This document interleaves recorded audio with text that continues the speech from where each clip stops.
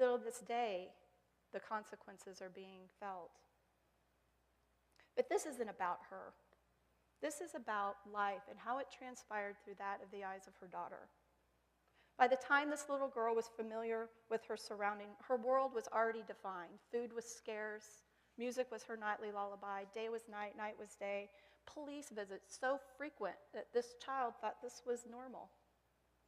As she grew, reality started coming into focus, quickly learning out of fear to hide anywhere, under a bed, in a closet, behind furniture.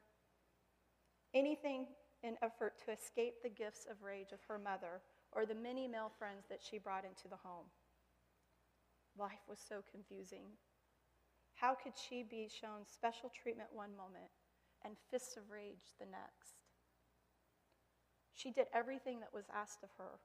How is it possible to so quickly be frowned upon and punished? The basic needs of her life and that of her brothers were not being met. There was never a cabinet full of food, a shelf with just a single can of soup. The refrigerator was full of adult nightlife beverages, along with a stick of butter, blocks of cheese, milk, an odd combination. But the latter was through the gifts of state government assistance. When it came to bathing, which was very rare due to the fact that their water was turned off more than it was on, it was without soap or shampoo. And that brought an entirely different level of obstacles to navigate for this young girl. She went to school with dirty clothes. She smelled dirty hair. Can you imagine how this affected her?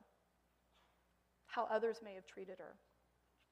The lifestyle she lived and how she looked embarrassed her, but not enough that she wouldn't go to school. For school, it was not about learning. It was about that one person, her teacher, that she knew cared. A warm place to spend the day, and one hot meal so that she wouldn't go hungry. You must wonder, where on earth is this girl's mother?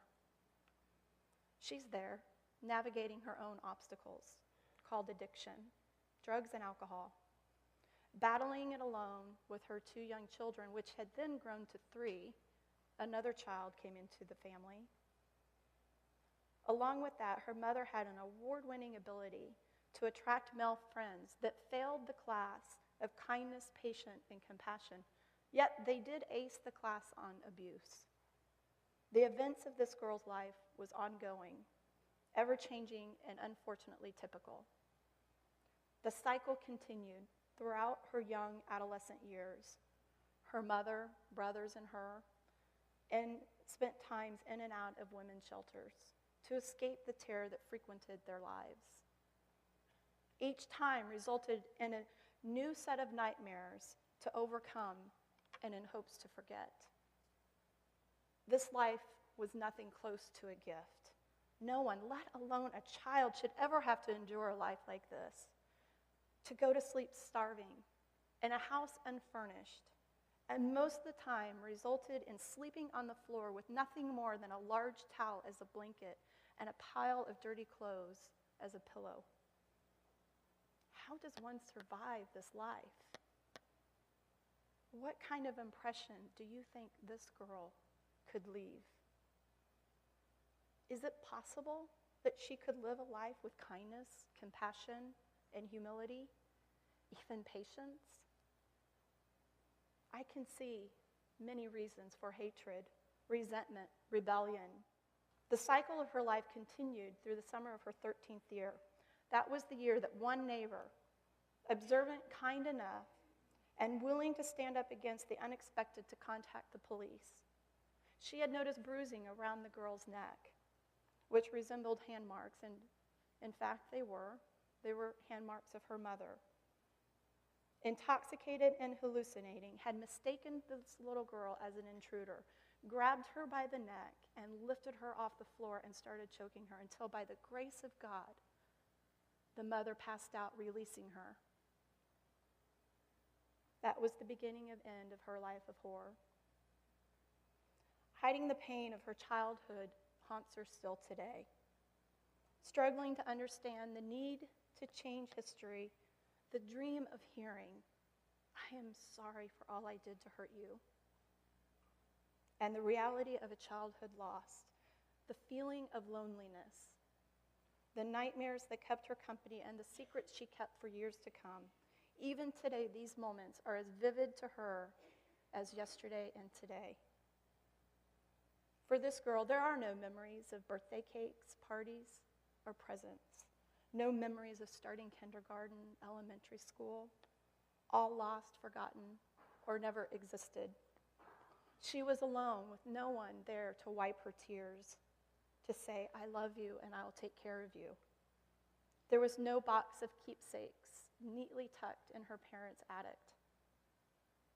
No best friend that she was able to share secrets, fears, or excitement with. No school activities with her parents sitting proudly in the audience. There was only her, with her secrets and pain that sat with her in the night as she cried herself to sleep. The memories of that life stayed with her most of her life until one day she realized there is one thing that's better than her previous life of hell, and that is acceptance. Because of that, I stand here today to say that the little girl in that story was me. That was my life. That's how it started.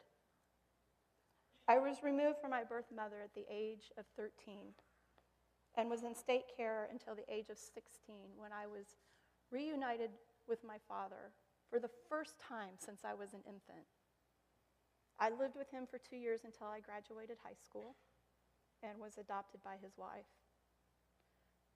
Unfortunately, the story doesn't end so nicely for my birth mother. She died September 2007, alone. It was 5 days before anybody knew. It's tough to think about that, someone dying alone. No one checking on somebody for 5 days. I don't have all the answers. I don't understand. I don't have the answers to why I endured the mental, physical, emotional abuse and other abuse that we don't talk about in church, but it happened. What I do have is forgiveness. Because of a few individuals, strangers to me, that cared enough to stand up to the unknown and showed kindness, compassion, and no matter what, my life mattered. A life of a complete stranger mattered. I lived through hell and I survived. I am stronger for it and believe that our past experience has set into motion a chain of events that will begin to define the person we will become and the difference we are willing to make. This is my opportunity to pay forward my sincerest thank you for 3 nameless individuals that I will never know who they were, what their names are. But they made a choice which led to me standing here today. Their choices had consequences, and I am that person to pay tribute to their courage.